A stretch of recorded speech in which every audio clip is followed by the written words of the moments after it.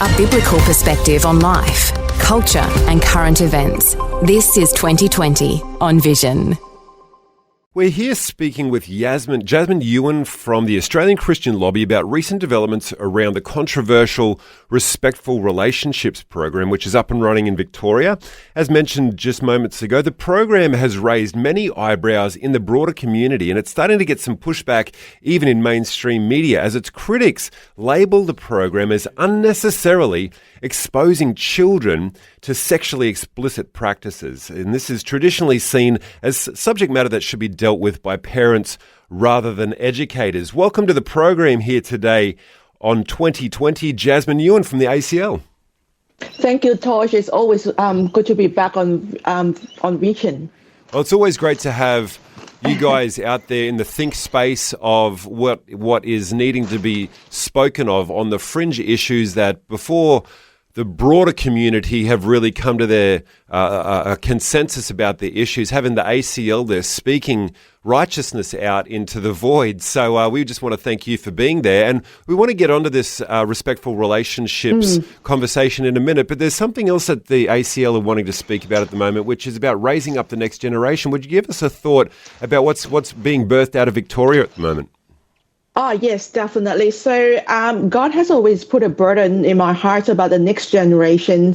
So what we are doing now, we just initiated a new organic movement in Victoria just to raise up the younger generations, to help them to get politically engaged and strengthen their Christian advocacy. It's just kickstart, especially since after the 2022 federal and Victoria elections. That year, I remember there's a lot of reports coming from the mainstream media and say that, we lost the whole Generation Y, and most of the young people nowadays wouldn't be voting for the conservative parties and so on. So that sparked me to do a bit of calculation.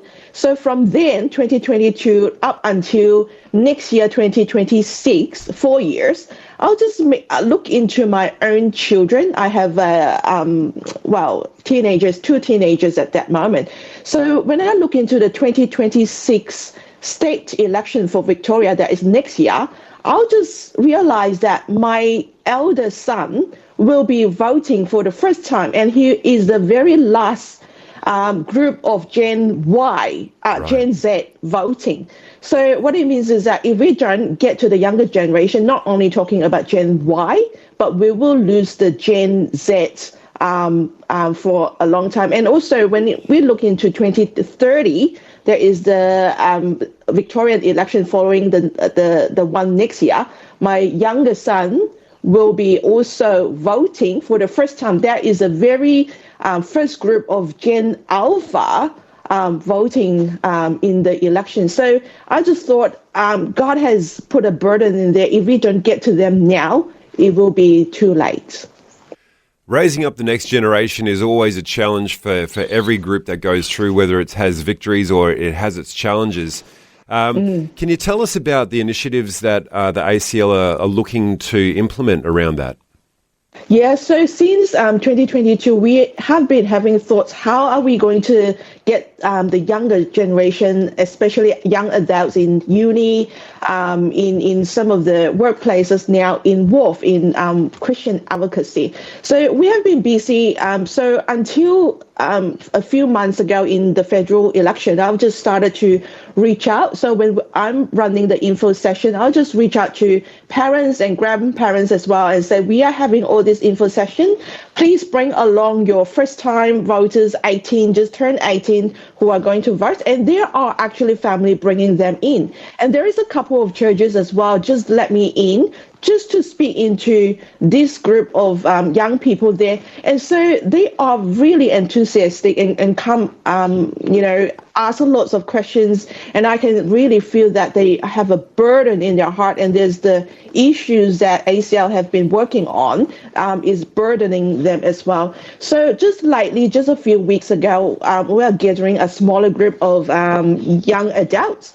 They are starting to work in the workforce, and also some of them still in the uni. So we'll just bring them together to have conversation, asking them what are the issues that you feel about all these changes that you see in the society.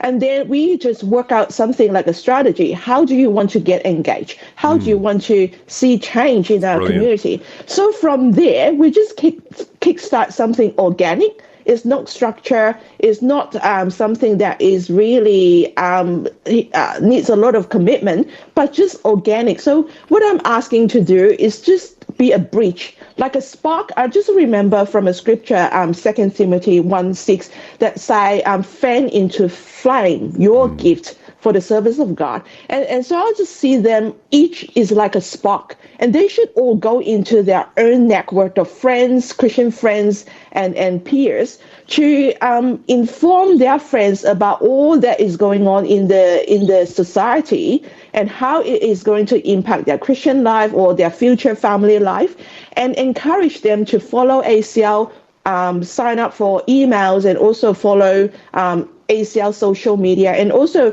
some of the petition that ACL is campaigning on, encourage their friends to sign it. And then most importantly, just help to get their friends in a group, perhaps a WhatsApp chat and things like that, just to keep them informed. I think this is just like very traditional evangelism one-on-one. And then if they are going to do it, it will multiply from there. And hopefully we will just kickstart a young adults, movement that will really bring a young Christian voice into our community. That's brilliant. It's something that we should all be praying for.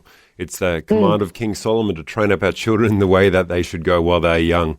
And speaking on that regard, what can you share us about the developments that are starting to come out of Victoria and the broader community about pushback against this this indoctrination stuff that's been going on in the name of respectful relationships?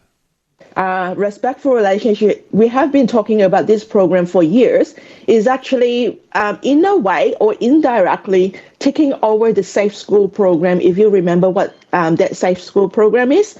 So now respectful relationship is everywhere in Victorian State School. Initially, it said that because of domestic violence, we'll just need to teach children to respect each other from a young age, so that to cut down and reduce domestic violence.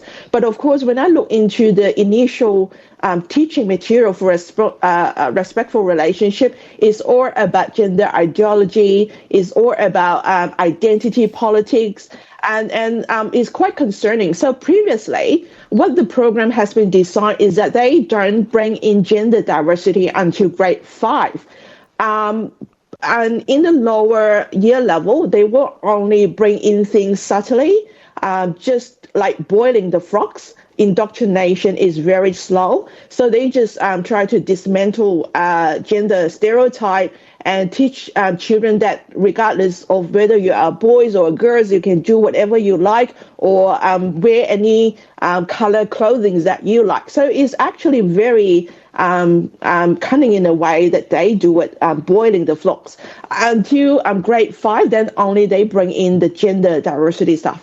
Now, the problem is last year in November, the Victorian government actually upgrade their respectful relationship program. So what they do now is that gender diversity is bringing in full on, even for prep level, or I would suspect even in kindergarten. That young to be going through very explicit practices. Yes, and they are no shame of doing it. I just want to perhaps read you some of the quotes from the Respectful Relationship Foundation level. Now, foundation level means for prep, but I would say kindergarten as well. So I'll just read you 2 quotes.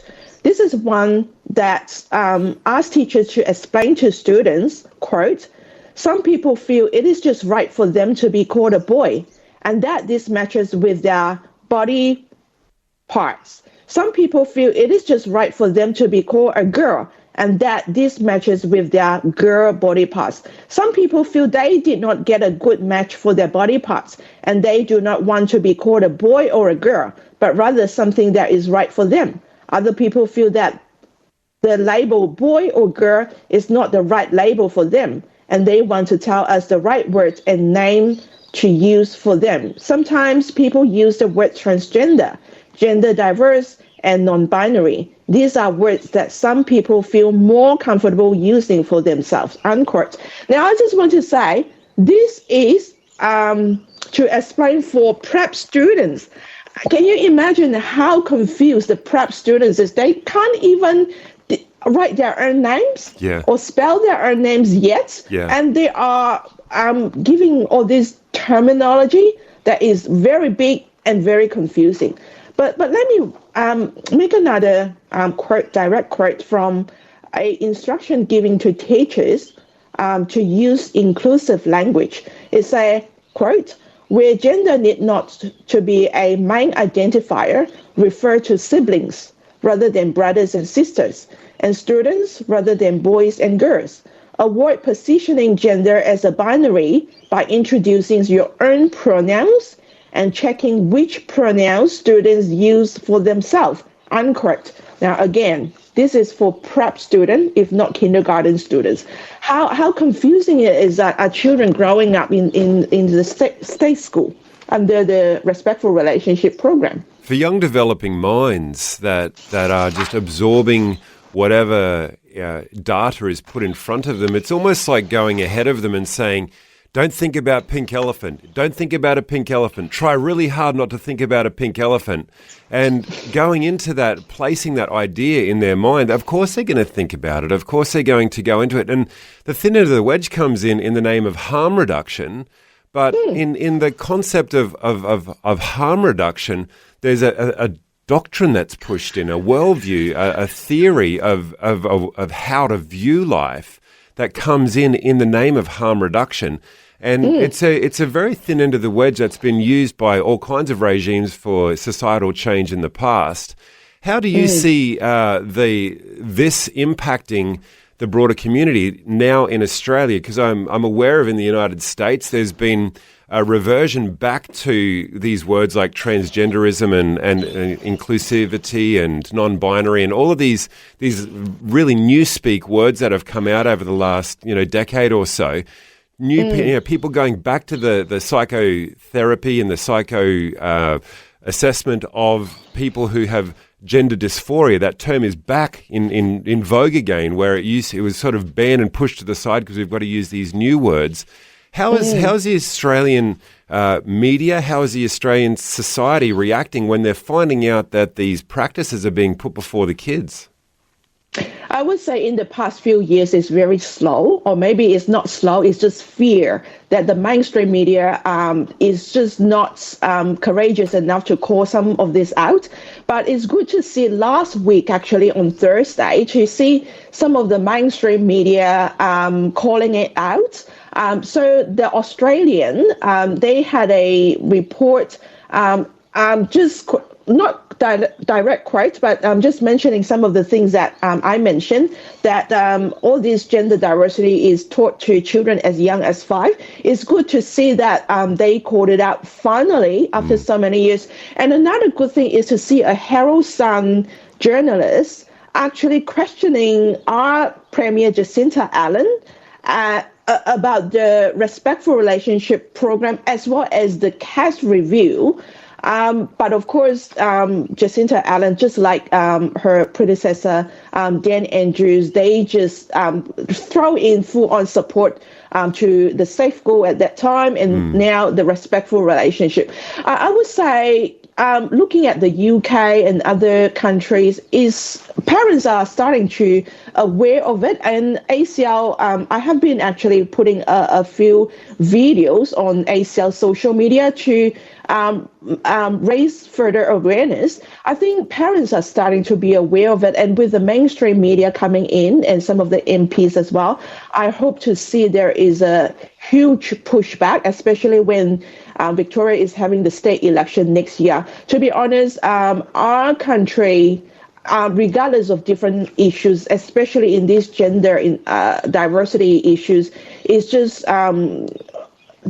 going too far. And when other country is pulling back, we are just continue to going in full steam.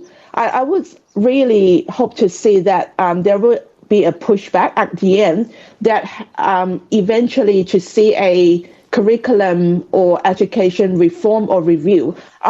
Otherwise, our kids will be growing up, continue to be indoctrinated by all this